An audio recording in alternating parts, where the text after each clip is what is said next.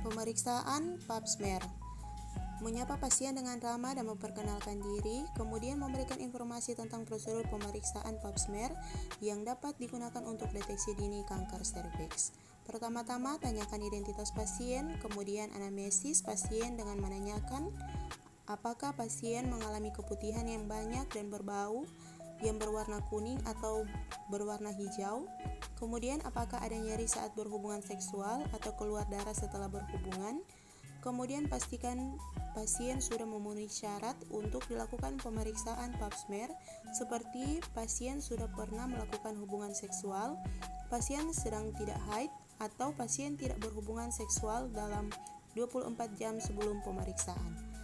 Lalu, jelaskan bagaimana prosedur akan dilakukan dan kemungkinan ibu merasa tidak nyaman, tapi tidak perlu khawatir karena akan dilakukan sebaik mungkin. Lalu kemudian minta persetujuan pasien. Lalu minta pasien untuk mengosongkan kantung kemih dan mencuci area genitalia dengan air mengalir dan sabun.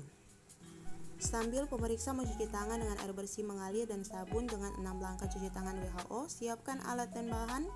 Minta klien untuk duduk di meja pemeriksa dengan posisi litomi, lalu kenakan penutup pasien untuk pemeriksaan panggul.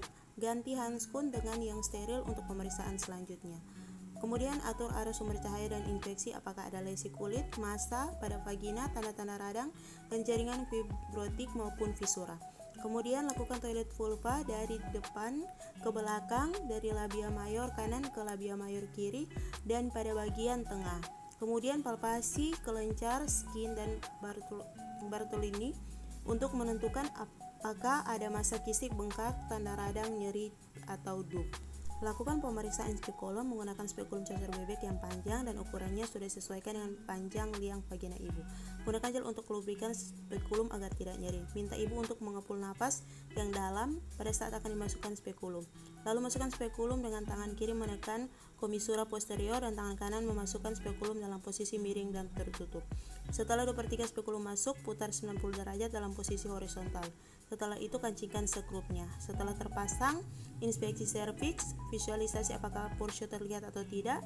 Setelah terlihat, lihat bentuk, ukuran, dan warna porsio dan sekret vagina. Evaluasi apakah ada massa yang mudah rapuh, berbentol-bentol, atau porsio licin. Lihat OE apakah terbuka atau tertutup, apakah ada cairan atau keputihan di vagina. Bila ada lendir atau eksudat darah, dapat dibersihkan agar visualisasi porsio dapat terlihat dengan jelas. Selanjutnya mengambil sampel endocervix dengan sitobras yang dimasukkan ke dalam endocervix, kemudian diputar. Keluarkan sitobras dan usapkan ke objek gelas.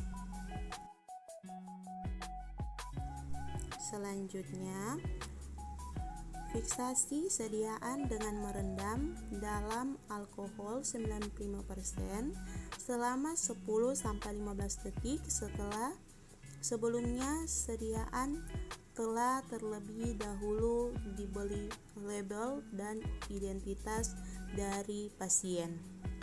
Kemudian mengambil bahan ectocervix dengan spatula aeri, kemudian diputar 360 derajat searah jarum jam, dimulai dari arah jam 12, selanjutnya mengoleskan sampel pada kaca objek.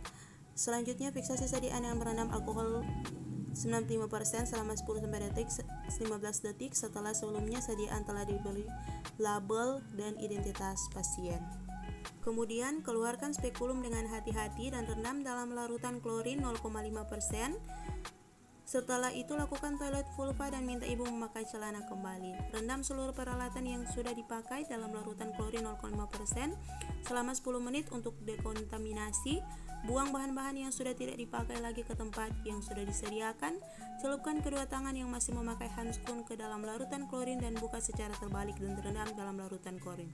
Setelah itu cuci tangan dengan air bersih mengalir dan sabun dengan 6 langkah cuci tangan WHO. Beritahukan hasil pemeriksaan pada pasien dan apa yang harus dilakukan. Terima kasih.